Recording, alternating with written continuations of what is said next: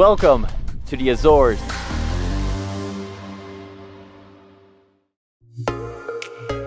In this video, we'll take you on our journey to São Miguel, the largest island of the Azores, which are a part of Portugal far into the Atlantic Ocean. To start off our trip, we flew to the capital of the island, Ponta Delgada. As this is the only airport, it is wise to rent a car from here, so you can easily return it on the last day of your trip. At the city center of Ponta Delgada, you find the three arched city gates. Close to the gates, you can also find the panoramic bell tower. You can go up here for free. It's an okay view of the city, I'd say. You can see the buildings and the roofs. That's basically it. And the ocean. And the ocean. Yeah, you can see the ocean now. Yeah. At about a 10-minute walk from the city gates, you can find a free botanic garden named Jardim Botânico Antonio Borges. And a little bit more to the border of the city is where Santo Antonio is located. It's a pineapple plantation with free tours And to make these new plants, we reuse whole roots. and tastings. So good. And while we're talking about food, the restaurant we recommend in Ponta Delgada is Suplexio. Somehow their burgers got us to come back several times during our stay on São Miguel. Let's get out of the city. We'll start with Lagoa das Sete Cidades, a big lake which originated in the crater of a volcano. The official Miradouro, which basically means viewpoint, is very crowded. So maybe we chose a higher vantage point to admire the lakes. The roof of the Monte Palace, which is a hotel that got abandoned 18 months after opening their doors in 1989. Exploring the hotel is an experience by itself, with the excellent view being the cherry on top.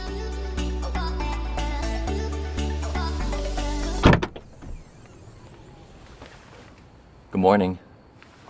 If you're up for a hiking day, go to Parque Estacionamento Lagoa do Canário. It's a parking lot for two beautiful hikes, one of which takes you to the, well in our opinion, most beautiful Miradouro of São Miguel, named Miradouro da Grota do Inferno.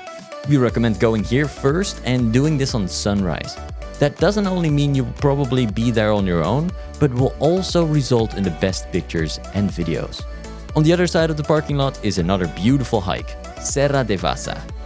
This is a hike of about 5 kilometers and will show you multiple lakes. Hiking shoes recommended, but it's not a must. Close to the parking lot, about 800 meters away, there's also an old aqueduct you can visit. Pretty cool. Ponta da Ferraria, where dark basaltic rocks meet the ocean. A place where we witnessed the true power of water. It's a steep way down with your car, but definitely worth it. There you can find a natural pool where thermal water merges with the ocean. This is where it should be able to swim. You see the stairs? I don't think it's gonna happen today. I think this red flag means no, don't go. Doesn't feel safe, doesn't look safe. Force of the water today, the wind is just too strong.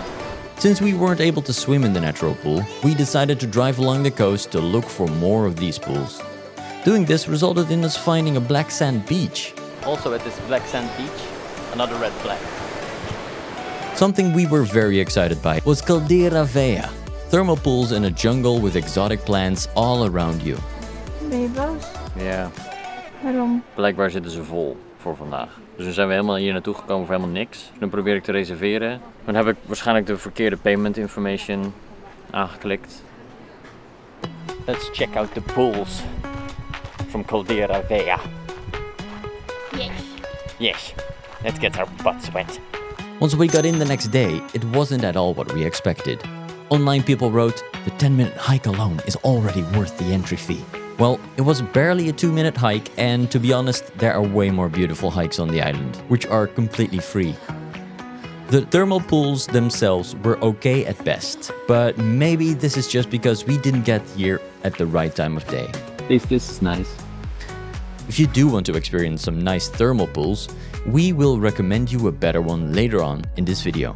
Because we didn't make that reservation, we had some spare time that day, which got us to randomly stumble upon a little spot with very nice iced coffee and really nice brownies. Definitely a recommendation worthy. Cookies Bojanjas in Ribeira Grande. Oh, and another great spot to get some sweets is a little place in Rabo de Pexe called Alves de Vin au Chocolatinho. They have a wide variety of cakes, brownies, donuts, you name it. Definitely a recommendation. Oh, and something else. If you enjoy cappuccino as much as we do, be careful ordering them on the island. 9 times out of 10, we didn't really get what we expected. We think they were literally made out of instant cappuccino with either cinnamon sprinkled on top or something caramel-like inside it. Just so you know. Time for another hiking day. Janela do Inferno is a nice hike for tall people. Oh, dat is zwaar, man. It's a 7.7 kilometer hike through a forest with tunnels, bridges, and a waterfall. The way towards the forest and back was quite boring, but we definitely enjoyed this hike. Valle das Lombadas is actually not an official trail, but reading about the dangers and the beautiful environment got us excited. Almost all of the roads we drove on with our rental car were very well maintained, except the way down into this valley. Once we got down, you could feel how remote we were. No cell phone service, really quiet, and almost no other people. Perfect. Unfortunately, the weather wasn't great that day, so we ended up not taking the risk. If you decide to take this hike, please let us know if it was worth it. On to something very touristy, but something we didn't want to miss. Ca Goreana, or in other words, a tea plantation. Which is in fact the oldest tea plantation in Europe. We did an official trail on and around the plantation, which we would definitely not recommend. It's just boring. So do it in the opposite direction to get this view and take your pictures here. You can also walk through the factory and witness the tea being made. Het is heel wit, maar goed, dat is geen. Next to Lagoa das Furnas, you can find the Fumarolas. Smelly holes. A fumarole field. This is where the famous cozido is slow-cooked underground using volcanic heat. If you decide to go here by car, know that you will be charged per person in your car to get through to the parking lot. Right next to the fumarole field, you can find Parque da Grena, a well-maintained park with many cascadas, or waterfalls, and a small entry fee. Pictures of one amazing waterfall at the entrance convinced us to go in. This is it.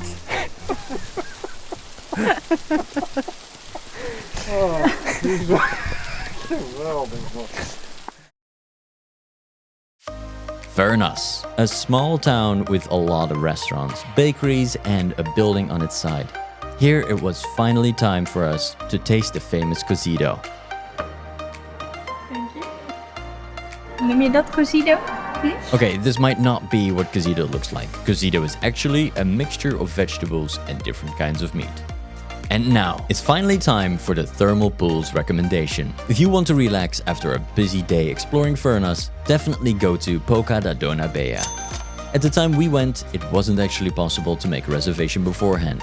Don't forget to take an old swimsuit with you, because the water can easily stain your clothes, as well as the towel afterwards. Time for another hiking day. Trio Moño do Felix is a nice hike with lots of climbing and descending, many cascadas and free of charge. Vraag me af, hè. Waarom vinden wij als mens dit zo bijzonder? Gewoon een beetje water wat een beetje vanaf hoger in een ander plasje water valt. Eigenlijk. I think this was the toughest hike we did on the island. Hiking shoes recommended. If you fancy swimming in the waterfalls, I think we can recommend the last one on the trail, all the way down at the coast. Not far from this hike, you can find Parque Natural da Ribeira dos Caldeiros. This is a small but well-maintained park with more waterfalls. Although I wouldn't really call this a hike, it's worth the stop. There's a small restaurant here where we got ourselves some lunch. All the way at the eastern coast we have Nordeste. One of the places of interest there is the lighthouse named Farol do Arnel. Warning! Dangerous road. Access to vehicles is not recommended. Don't really recommend going down the steep road unless you are planning to go inside the lighthouse. If you just want to see the lighthouse like we did, I would recommend going to Miraduro da Vista dos Barcos. Our last stop of the trip was at the city Vila Franca do Campo, the former capital of the island. We actually stumbled upon Quiadas do Morgado, which is actually a factory where they make little cakes wrapped in paper. They sell this all around the island at little food trucks and supermarkets. They have good coffee, good cakes, and a nice look in the kitchen. Off of the coast of the city, you'll find Ilha de Vila Franca do Campo. There are many ways to visit the sunken crater of an old volcano. We chose to go by ferry. Although, if we would do this over again, we would definitely choose to go snorkeling. The island itself is really small, with nothing much to do or see. There's also a lot of people who go there to lay on a towel all day long, so if you enjoy laying on large boulders of rock, that's possible too. We spent the night at multiple accommodations during our 2-week trip of the island, which actually wasn't the greatest experience due to one very bad guest house. If we would do this trip over again, we would go for 2 different accommodations. The island isn't that large, but to eliminate travel time as much as possible, we would pick one on the eastern side and one on the western side of the island. We would go for this hotel in Ponta Delgada, and for the second week, we would recommend you to search for a place in Furnas. This concludes our travel guide to São Miguel. Please let us know if you decide to take the trip. If you'd like a written guide of our trip, it's available to download from the description of this video. Don't forget to subscribe to our channel for more travel videos, and hopefully we'll be seeing you on our next trip.